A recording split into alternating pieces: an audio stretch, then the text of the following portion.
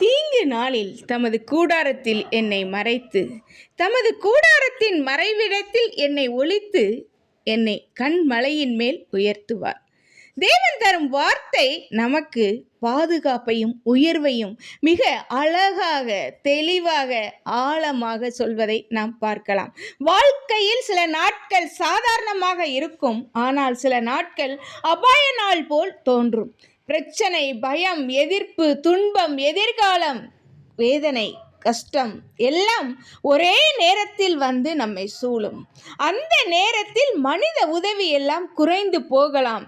ஆனால் தாவீது ஒரு பெரிய நம்பிக்கையை சொல்கிறார், தீங்கு நாளில் கர்த்தர் என்னை மறைப்பார் என்று. அதாவது தேவன் உன்னை காப்பாற்றுவதற்கு ஒரு பாதுகாப்பான இடத்தில் வைத்துக் கொள்வார். எதிரிகள் பார்க்க முடியாத இடத்தில் தேவன் உன்னை ஒளித்து விடுவார். ஒளித்து வைத்து விடுவேன் என்று சொல்கிறார். கண்மலை என்றால் உறுதியான இடம், அசையாத இடம், யாராலும் அசைக்க முடியாத இடம், பாதுகாப்பான உயரத்தில் உள்ள இடம்.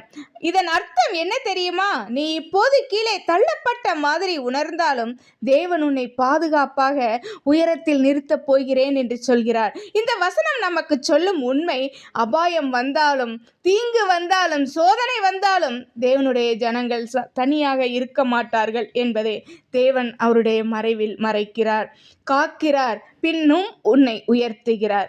இன்று நம்பிக்கையோடு நாம் சொல்லலாமா? என்னை தீங்கு அணுகாது என்று சொல்லி, கர்த்தர் என்னை தமது பாதுகாப்பில் வைத்திருக்கிறார் என்று சொல்லி நாம் மகிழலாமா? தேவனுடைய வார்த்தை ஜீவனுள்ள வார்த்தைகள், உண்மையான வார்த்தைகள், வாக்கு தத்தமுள்ள வார்த்தைகள், வாக்கு பண்ணினவர், வாக்கு மாறாதவர். என் சகோதரனே, சகோதரியே, தேவன் உன்னை உயர் ஸ்தலங்களில் நிறுத்த வல்லவராயிருக்கிறார். கண்மலையின் மேல் உன் காலை உறுதிப்படுத்துகிறார். கற்பாறையின் மேல் உன்னை மறைக்கிறேன் என்று சொல்கிறார். கர்த்தருடைய வார்த்தைக்கு நாம் கீழ்ப்படிவோமா? கர்த்தர் தாமே உங்களை ஆசீர்வதிப்பாராக. ஆமென்.